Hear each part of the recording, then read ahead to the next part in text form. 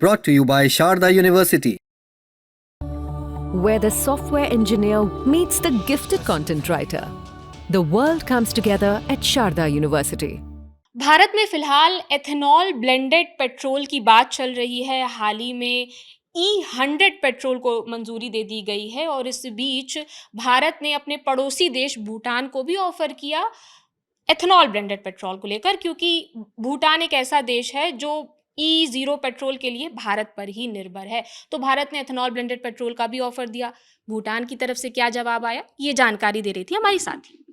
जी प्रगति, जो भारत ने भूटान को जो ये E20 ब्लेंडेड पेट्रोल को ऑफ़र किया है, उसको भूटान ने मना कर दिया है, क्योंकि उन्होंने इसको मना करने के पीछे 3 कारण बताए हैं। पहला उनका ये था कि उनके पास जो अभी स्टोरेज व्यवस्था है, जो ग्राउंड स्टोरेज बनाए गए हैं टैंकर्स, वो E20 ब्लेंडेड पेट्रोल को स्टोर करने के लिए अभी कैपेबल नहीं है। इसका मतलब ये है कि जो भूटान के पास स्टोरेज सिस्टम है, वो सिर्फ़ अभी जो सामान्य पेट्रोल है उसे ही स्टोर करने के लिए कैपेबल है। अगर E20 ब्लेंडेड जो पेट्रोल है, अगर भूटान उसका आयात भारत से करता है, तो उसको इन स्टोरेज जो टैंक्स है उसमें स्टोर करने में काफ़ी समस्या होगी। दूसरा इनका ये था कि भूटान एक पहाड़ी इलाका है और पहाड़ी इलाके में गाड़ी चलाने के लिए जो पेट्रोल होते हैं वो हाई क्वालिटी के चाहिए होते हैं, क्योंकि अगर गाड़ी में अगर E20 ब्लेंडेड जो उनका बताना है भूटान का, अगर उसका इस्तेमाल होता है तो उसका असर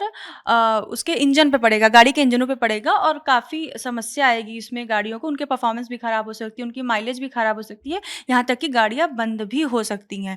तो ये इनके कारण थे। तीसरा उन्होंने ये बताया कि जो उनका ग्राउंड सिस्टम है, जो स्टोर करने वाला टैंक, वो ज़्यादातर पहाड़ी इलाकों में है और उसमें पानी के रिसाव की भी समस्या हो सकती है। ऐसे में अगर वो भारत जो इम्पोर्ट करना चाह रहा है अपना E20 ब्लेंडेड पेट्रोल भूटान को, अगर वो भूटान इसका आयात करता है और उसे उसी टैंक में रखने की कोशिश करता है, तो वो उनके लिए एक समस्या हो जाएगी, क्योंकि पानी का रिसाव अगर वो पेट्रोल में मिलता है तो वो पेट्रोल और जो E20 ब्लेंडेड पेट्रोल है और पानी को अलग करना काफ़ी मुश्किल होगा और ये पेट्रोल ख़राब भी हो सकता है।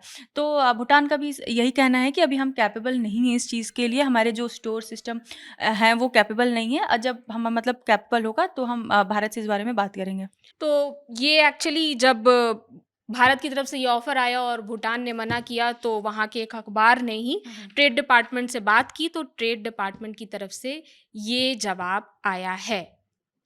इसके अलावा अभी एथेनॉल को लेकर और भी बातचीत चल रही है हमारे देश में भी, E100 को लेकर, E25 फ्यूल को लेकर। इसके अलावा और क्या जानकारी है हमारे पास? देखिए प्रगति, ऐसा बताया जा रहा था कि जो भारत की 3 सबसे महत्वपूर्ण कंपनियां हैं, एक है Indian oil corporation limited, Bharat petroleum corporation limited और हिंदुस्तान पेट्रोलियम कॉरपोरेशन लिमिटेड। ये 3 मुख्य भारत की कंपनियां हैं जो भूटान में तेल को भेजती हैं, उनका निर्यात करती हैं।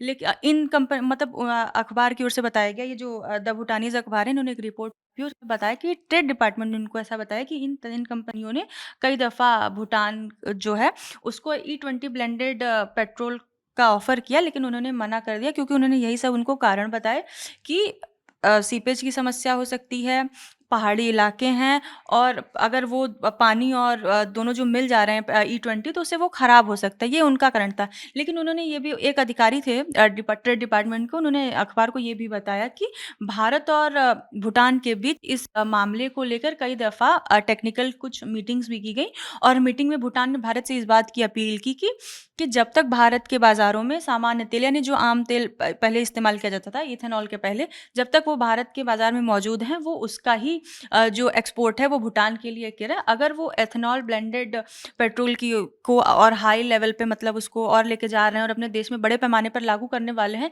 तो वो इसकी सूचना भूटान को भी दें। यानी भूटान ने भारत से साफ तौर पे कहा, ये अपील की है कि आप जब ऐसा कोई बड़ा कदम उठाने वाले हैं इथेनॉल को लेकर, तो आप भूटान को भी इस बात की सूचना दें, क्योंकि भूटान जो है भारत पर ही मतलब ज़्यादातर पेट्रोल के लिए निर्भर है। चूँकि वो पहाड़ी इलाका है, तो वहाँ पे गाड़ियों को चलने के लिए अभी एथेनॉल ब्लेंडेड जो पेट्रोल है उसको अच्छा नहीं माना जा रहा है, क्योंकि इससे गाड़ियों की जो माइलेज है और जो उनकी परफॉर्मेंस है वो ख़राब हो सकती है।